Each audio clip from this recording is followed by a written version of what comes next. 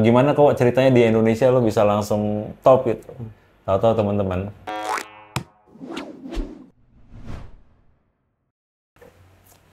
Oke, halo teman-teman, gue Fajar Siono dan hari ini akhirnya gue bisa melaksanakan satu podcast yang udah gue rencanakan lama banget sebelumnya, udah sekitar 10 atau 15 tahun yang lalu lah kira-kira. Dan hari ini gue ditemenin oleh teman baik gue, ya bukan salah satu, ketua WDCI saat ini. WDCI itu adalah Wedding Documentary Community Indonesia. Dan pemilik salah satu vendor wedding yang besar di Jakarta. Oh ya, sebelum gue kenalin namanya, nama podcast ini gue udah putuskan menjadi visual story podcast, di mana tamu-tamu nanti yang akan datang nemenin gue di sini adalah teman-teman pelaku fotografi, videografi, mungkin juga kedepannya akan ke bisnis, ya baik itu bisnis fotografi, bisnis videografi, ataupun bisnis-bisnis lainnya, di mana kita nanti akan banyak explore dan berusaha mengeksplor cerita mereka, kegiatan mereka yang tentu aja mudah-mudahan akan menjadi manfaat buat kita semua. Oke teman-teman, tanpa berpanjang-panjang lagi, kenalin guest kita hari ini. Guest pertama podcast ini, Mas Hisyam Sajin. Iya. Thank you Mas. Sama-sama, terima kasih Om Fajar. Ini tamu yang gue kerjain ya, karena biasanya tamu datang langsung ngobrol, tapi barusan ngebantuin setup. Mas, apa kabar Mas? Kabar baik Om Fajar. Gila ya? Ya, Kita berteman udah tahun 2000. Dari 2013-an ya. 2013, which itu adalah tahun keempat gue motret ya. Ya. Dan waktu itu masih di Korea ya Mas? Iya, saya waktu itu masih di Korea, betul. Gimana Mas ceritanya bisa sampai ke Korea tuh? Jadi waktu itu saya juga hobi ya masih, karena pada intinya saya kerja kan di sana. Jadi weekend saya itu saya manfaatin buat motret, buat belajar nyalurin hobi saya yang sebelumnya waktu masih di Indonesia juga sudah, tapi masih belum seperti waktu di Korea.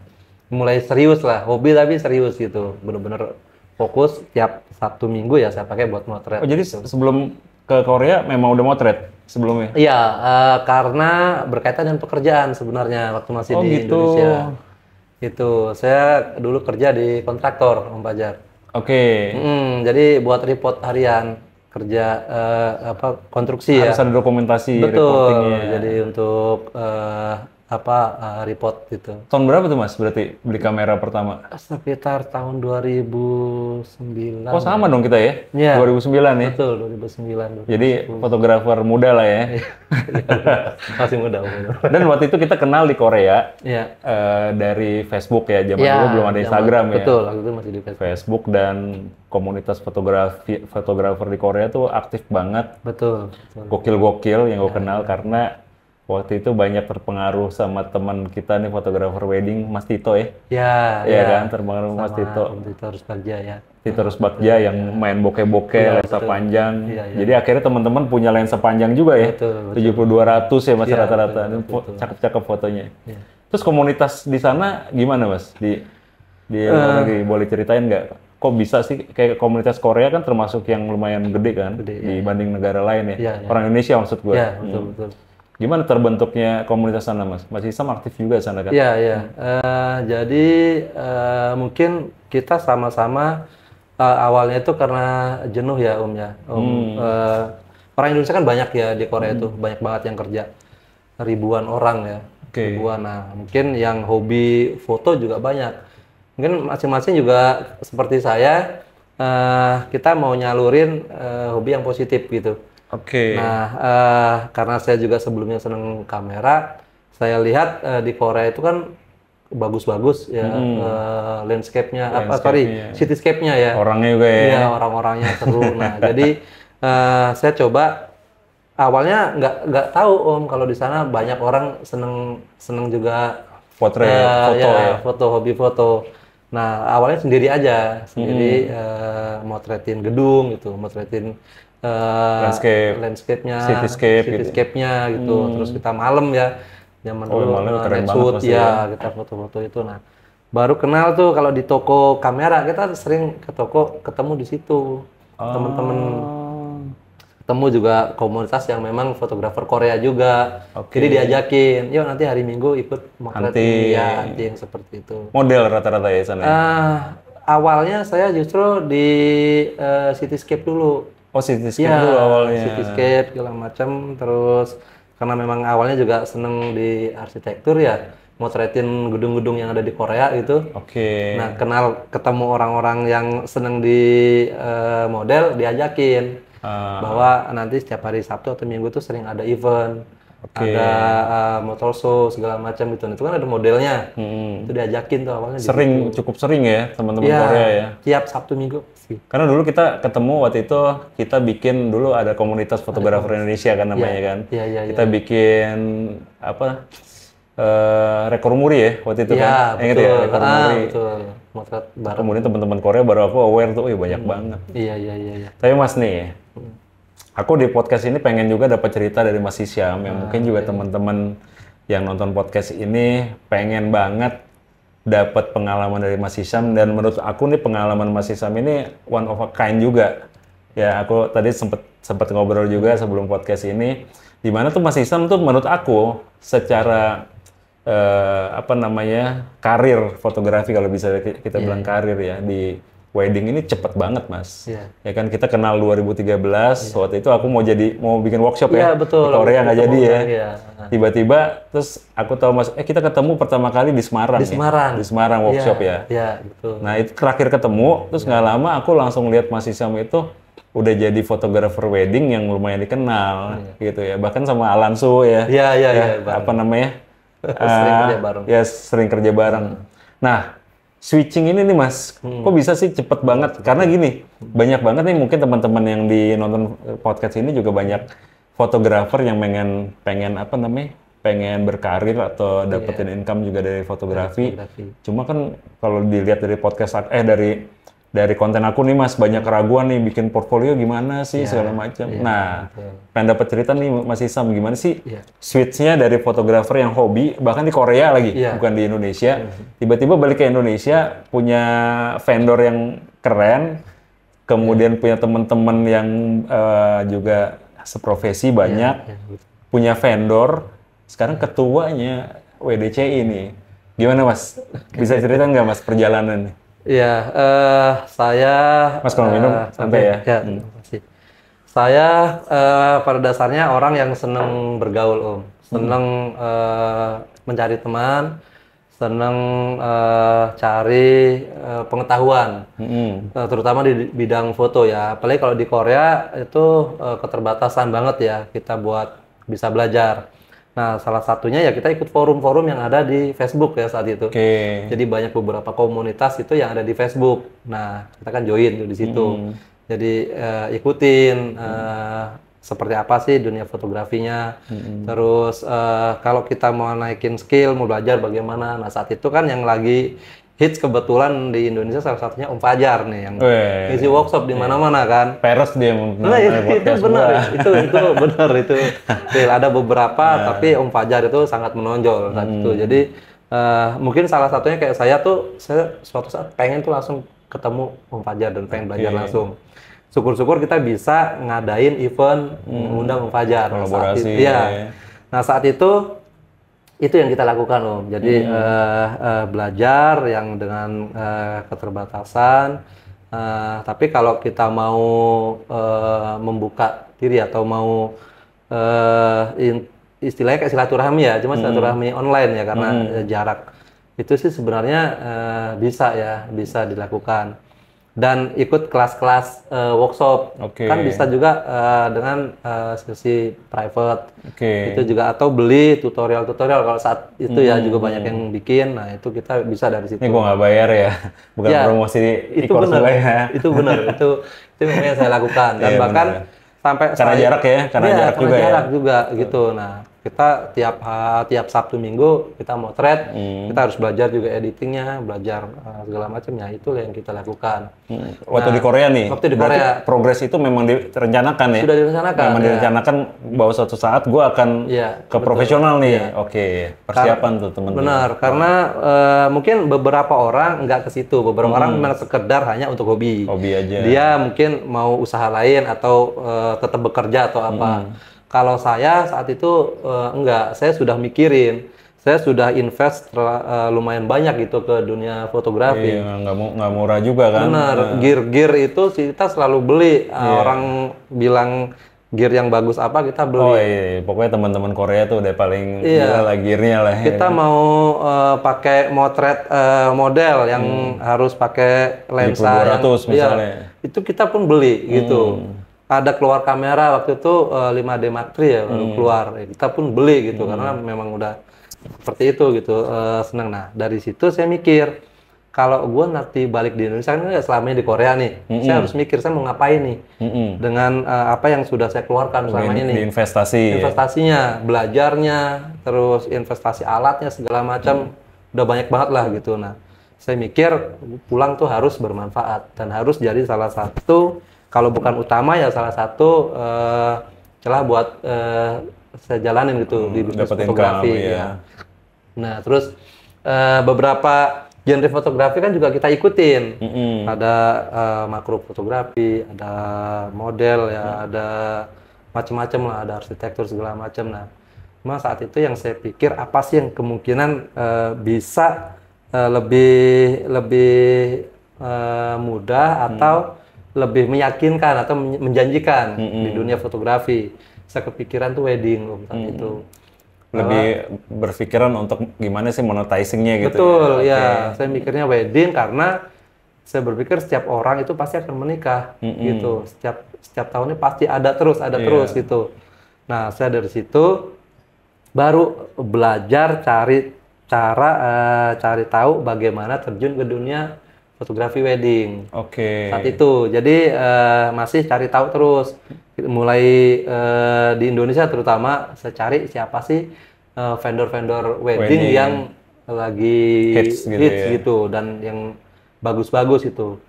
Nah, terutama international wedding wedding fotografi. Jadi karena kalau di Korea mungkin hampir-hampir mirip ya kalau di sini Chinese ya.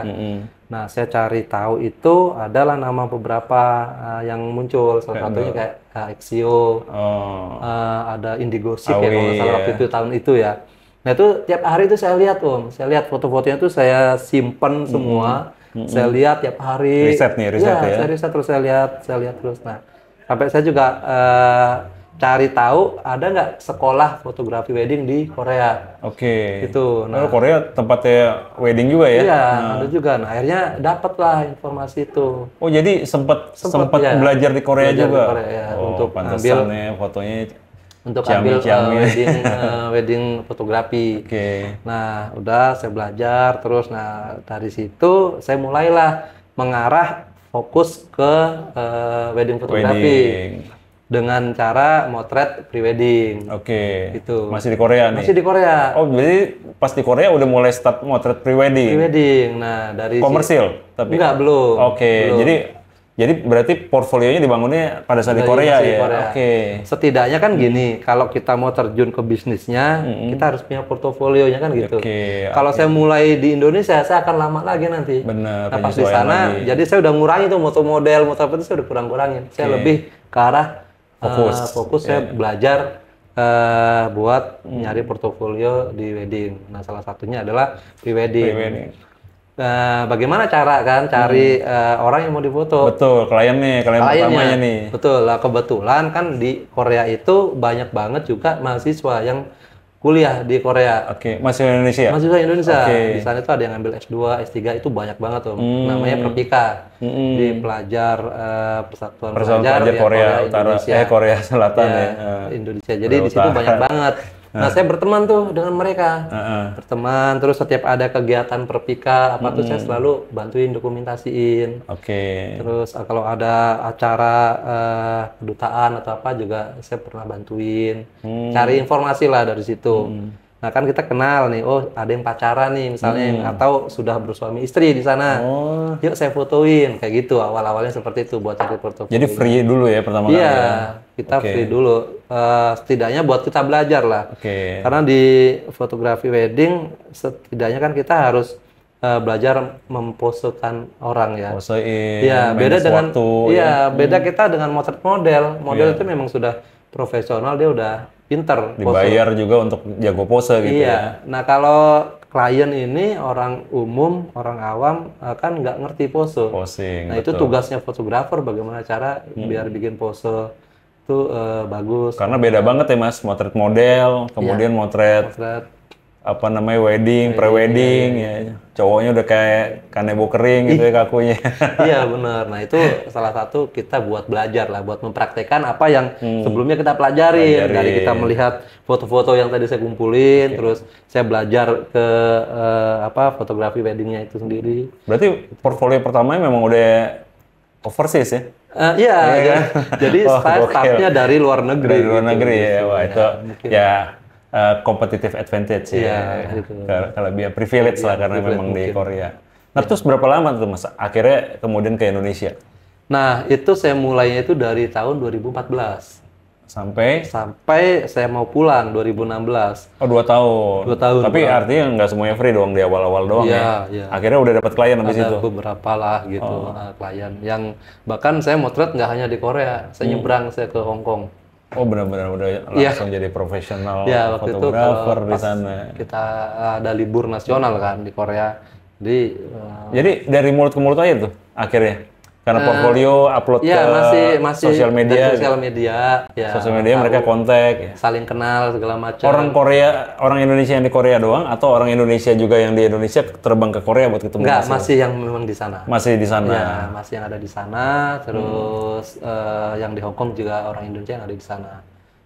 Deg-degan nggak Mas waktu pertama kali motret pribadi? Iya pasti nervous segala macam ya. Nervous Ini ya, gimana? Walaupun kita sudah ngumpulin contekan pose dan beberapa pelajaran pose yang kita dapat dari tempat Lupa ya langsung ya? khusus, ngeblank. Waduh, gimana gitu ya. Tapi ya Ya, kita itu pengalaman yang mesti dilaluin ya. Karena banyak saya teman-teman akhirnya yang kayak gimana sih Om posein model gitu kan, posein klien, terus gimana dealing sama klien kan selalu pertanyaannya kayak gitu-gitu ya Mas ya. Jadi ya itu jawabannya pertama kali ya portfolio untuk manage gimana caranya mengurangi tense ya supaya nggak terlalu tegang motret. Technical ya tentu aja lah Mas ya kalau mau motret. ya. Tapi di Korea juga nyetak ya? Nyetak juga? Oh enggak, Oh mereka hanya file doang. hanya file aja. Jadi kita kasih file terus kita edit. Di Indonesia nyetak dong ya? Kalau Ya, Indonesia kalau di sini cetak, ada album, ada kanvas. Gitu. Mas berarti 2 tahun belajar, belajarnya dari tahun 2009, 2014 mulai foto pre-wedding dulu, belum wedding ya berarti ya? Belum. Baru pre-wedding 2 tahun, kemudian balik ke Indonesia nih. Ya. Ya aku ini seru banget emang, aku udah dengar ceritanya. Pas balik ke Indonesia, kan tadi Mas Isam bilang nih, aku tanya kan tadi, Mas gimana kok ceritanya di Indonesia lo bisa langsung top gitu? Tahu-tahu teman-teman, Mas Isyam ini langsung pameran wedding. Gila ya. Pamer wedding ya.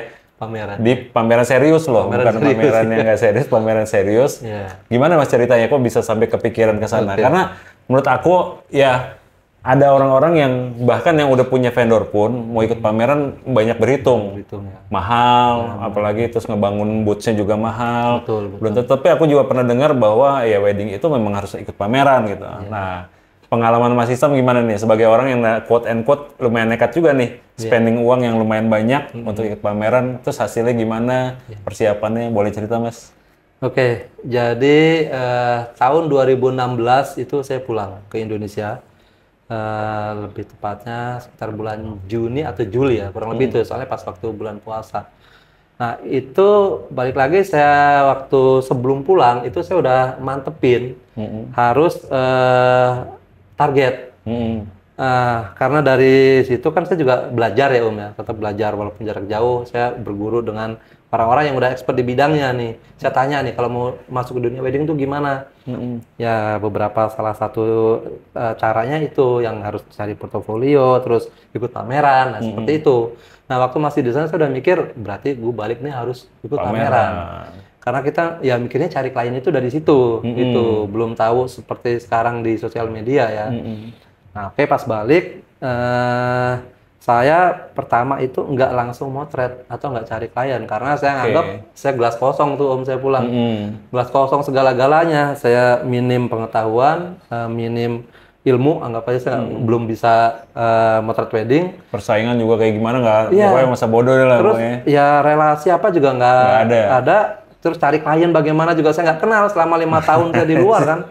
Nggak ngerti dunia wedding gitu di Indonesia. Industrinya juga nggak paham ya, maksudnya nggak industri yang di Indonesia belum paham juga kan. Sama sekali. Nah, dari situ yang saya lakukan adalah saya silaturahmi Om ke pelaku-pelaku wedding atau teman-teman yang saya kenal yang sebelumnya di sosial media sering kontek-kontekan apa main di wedding. Nah, saya silaturahmi bagaimana sih caranya ikut ke wedding, terus bagaimana cari portofolio. Nah, saya belajar atau minta sama temen yang sudah di dunia wedding itu ikut motret. Freelance. Saya ikut, nggak usah dibayar, saya bilang. Saya pengen tahu ilmunya, saya pengen belajar bagaimana sih memotret wedding gitu. Gitu. Nah, jadi adalah temen yang saya ikut. Nah, salah satunya Om Tito. Om Tito. Terus belajar dulu. Best friend. Ya, saya ke beliau itu ya ikut belajar motret wedding. Akhirnya sama beliau diajak lah gitu motret. Terus dari situ ya kenal-kenal teman-teman. Nah, terus datang ke pameran wedding. Jadi ada beberapa ya pameran, ada weddingku, ada ada cantik cantik itu di J Expo, terus ada lagi GPI ya, Gilir Pernikahan Indonesia di Balai Kartini. Nah, saya lihat ini memang kayaknya harus ikut nih pameran. Tapi kan saya belum punya nih portofolionya di Indonesia. Nah, dari situ saya belajar cari relasi temen. Nah, saya ketemu temen namanya Om Erwin. Beliau juga penghobi foto. Sama satu lagi, kalau saya sebutkan pasti Om Fajar juga tahu. Om Adi Saputra. Oh iya. Ya, beliau orang-orang yang berjasa tuh di awal saya di dunia wedding. Nah, sama beliau-beliau inilah kita berembuk untuk pameran. Oh gitu. Oh jadi gabungan. Jadi bawa satu vendor tapi. Iya, bawa satu vendor. Jadi saya sama Om Erwin, terus sama Marisa Putra ini bertiga, yuk bikin pameran yang nantinya ya kita kerjakan bareng-bareng gitu. Ya, sementara Mas Erwin sama Mas Hari udah punya portfolio wedding. Kalau si Om Erwin belum, beliau juga hobis kan. Sama-sama hobis tuh sama saya. Ya portfolio yang diangkat pada waktu pameran. Nah, salah satunya tuh dari Om Adi Saputra. Dari Mas Hari. Beliau kan sudah di dunia wedding udah. Jadi itu ya Mas. Kolaborasi ya. Betul. Memang bener sih, kolaborasi penting banget ya. Jadi nggak bisa sendirian ya Mas ya. Iya. Jadi saya beberapa portofolio yang ada dari Korea waktu di Hongkong itu gabungin. Jadi kita kan ada yang pre-wed, ada segala macam ya. Ya lillahi ta'ala aja niat, ayo kita benar-benar jalan. Dapat klien nggak?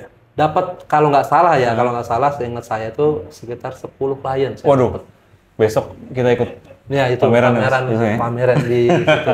Tapi emang bener ya, gue denger kayak pameran itu kan nilainya udah hampir ratus kan, bukan puluhan lagi tapi hampir ratus karena masih ada booths-nya segala macam, belum tentu dapat juga. Tapi rata-rata juga banyak sukses story juga sih, bilang pasti dapet lah kalau di sini gitu pameran. Tapi kan mental ya Mas, mental untuk berani spending ya kan.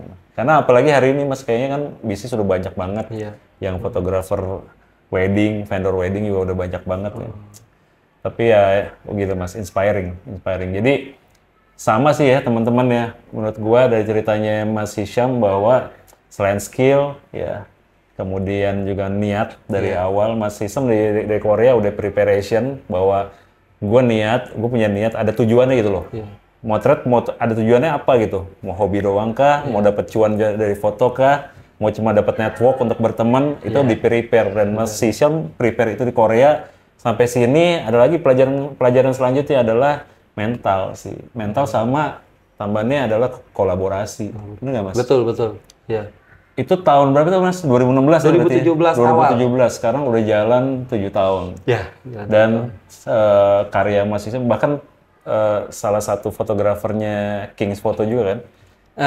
Enggak, kalau di King sih enggak. Cuma waktu itu Freelance? Atau bukan, dalam satu event wedding itu ada kliennya yang pakai main fotografernya? vendornya itu dari King Kings Photo. Photo. Nah, saya dari pihak keluarga ketemu di situ. Oh, dari keluarga. Ya, jadi dulu beberapa klien-klien yang lumayan ini ya bagus itu saya dapat dari sana gitu. Oke. Dari keluarga tapi Keluarga. karena jadi setelah itu Om ya, kalau kita flashback lagi, pas saya bertiga pameran itu cuma ngabisin klien yang ada di pameran. Oke. Setelah itu kita nggak berlanjut buat dapat klien lagi atau ikut pameran lagi. Oke, Ya. tapi masih tetap bertiga jalannya?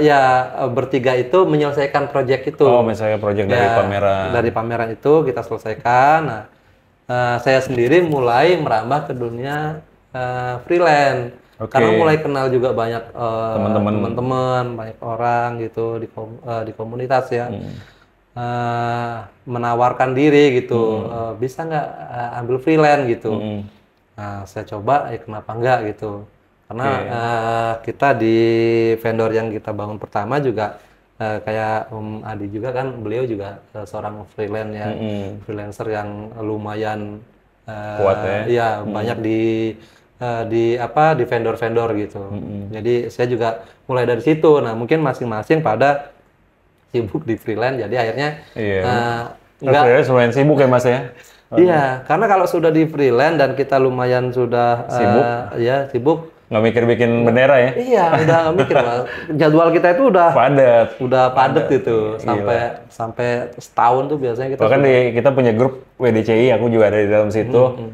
Terus setiap kali ada teman-teman nyari fotografer atau videografer tuh nggak less than 3 minutes sudah selesai tuh, close gitu loh. Saking banyaknya freelancer juga apa namanya waktu-waktunya mereka udah tahu nih. Dan sibuk-sibuk semua Mas ya. Bahkan kadang-kadang susah loh nyari freelancer sekarang kan. Iya. Kalau cari freelance yang memang sudah dibilang tuh sudah jam terbangnya tinggi cepat ya dapatnya. Susah. Mas, balik lagi nih. Tadi habis udah bikin pameran 10 klien, selesaiin 10 klien, habis itu Mas Isa ke freelance. Cuma kan sekarang udah ada vendor kan, ada vendor kan. Jadi tetap dua-duanya, dua kaki ada tetap benderanya jalanin. Terus pameran masih Mas?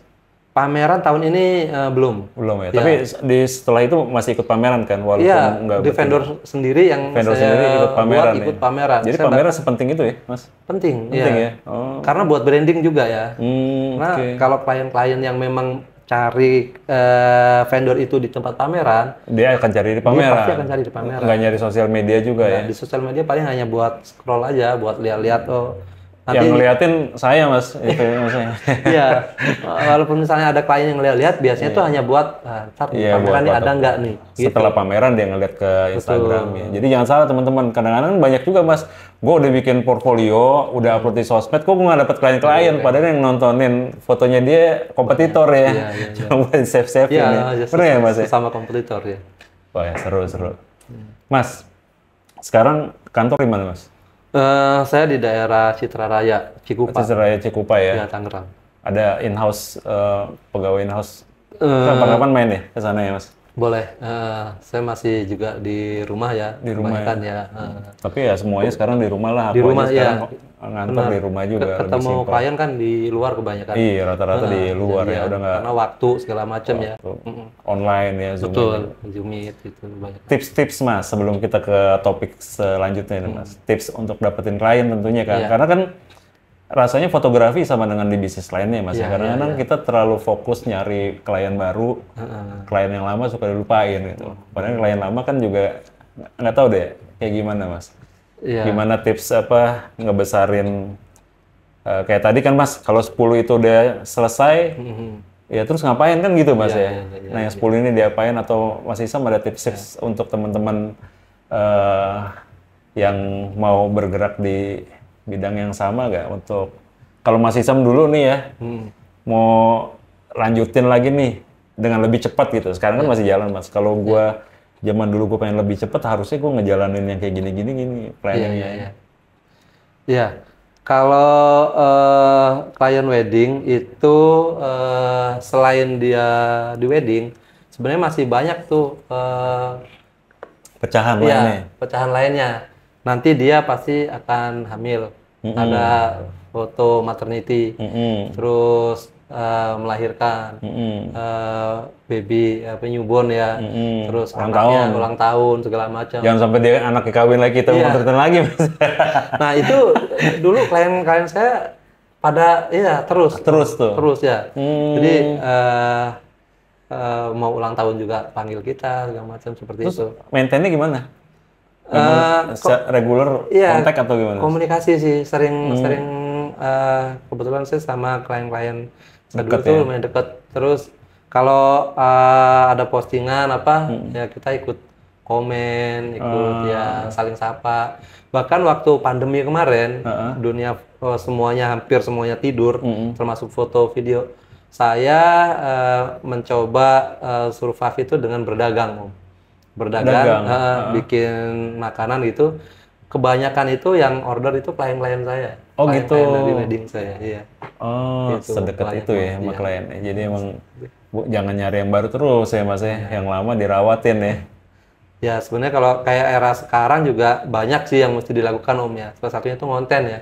Konten ya. Konten kayak Om Fajar nih. Weh, gue benci konten Mas. Gila. Mau nggak mau Om, harus dilakukan. Jadi yang kita dulunya nggak mau gitu atau nggak bisa harus lakukan, harus dipaksakan. Artinya semua funnel, semua channel mesti dijalanin lah ya. Karena persaingannya juga makin gede kan makin Mas. Gede benar. Bahkan aku pengen tanya juga kan kemarin sempat di thread tuh Mas Isam sempat bilang juga nih, kayaknya apa Mas kemarin Mas statusnya Mas? Iya. Tapi nggak apa-apa ya kita ngobrol ini ya. Saya kemarin nulis mungkin itu di fase saya lagi benar-benar muak ya. Iya, bosen ya. Bosen keadaan gitu, bukan bosen motretnya. Kalau motretnya sampai sekarang saya nggak ada bosen. Ya, jadi bosen keadaan. Klien sekarang itu kayaknya susah gitu ya, buat dapetin yang seperti dulu. Kita dulu direct klien Om. Beda dengan sekarang itu banyak banget macamnya. Jadi klien itu ada yang datang memang dari sosial media, ada yang datang dari pameran, ada yang datang dari vendor rekanan. Vendor rekanan, wedding organizer misalnya. Terus wedding enterprise yang memang di situ dia sudah menyediakan paket all in. Itu. Paket all in tuh artinya dia wedding organizer juga, fotografer juga. Betul. Jadi orang datang ke situ, lu udah terima beres semuanya di cover lewat satu pintu. Bagus dong. Gitu. Bagus sih, ya ada bagusnya, ada kelebihannya, ada kekurangannya pasti ya. Pertanyaan pancingan sebenarnya. Ada dampaknya, ada dampak plus minusnya pasti ya. Itu plusnya itu ya banyak teman-teman wedding fotografi yang nggak capek-capek lagi cari klien dicariin gitu. Ada yang happy juga gitu ya di feedingnya. Mungkin ada yang happy gitu. Tapi buat saya mungkin dan beberapa teman-teman yang tadinya kita terbiasa dapat direct klien, terus itu kan pasti beda Om ya, beda banget. Terutama masalah income pasti kan. Ya salah satunya itu ya. Jomblangnya lumayan parah gitu. Di sisi lain kalau kita nggak ikut ke situ nanti nggak kebagian klien. Kalau misalnya ikut ke situ ya suffer. Ya seperti itulah. Kamu sejauh itu Mas? Iya. Parah.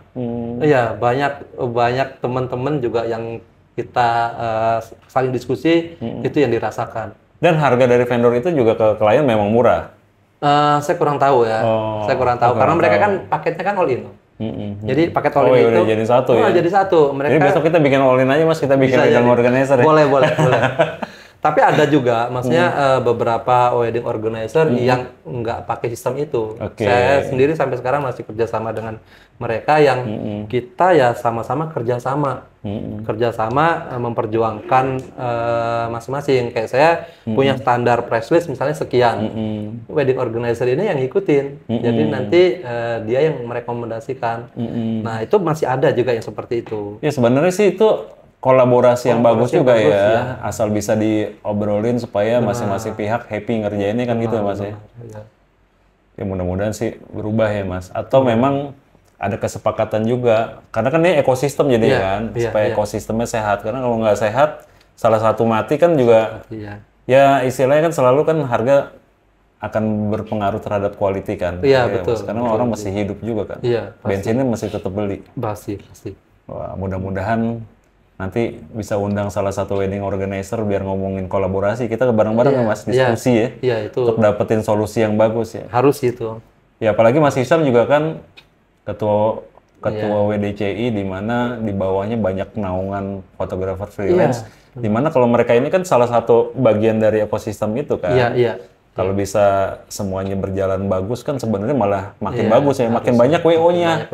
Harusnya jadi supaya fotografer memang konsentrasi di karya gitu ya Mas yang keren ya, tapi tetap hidup dengan bagus lah ya, nggak terpaksa.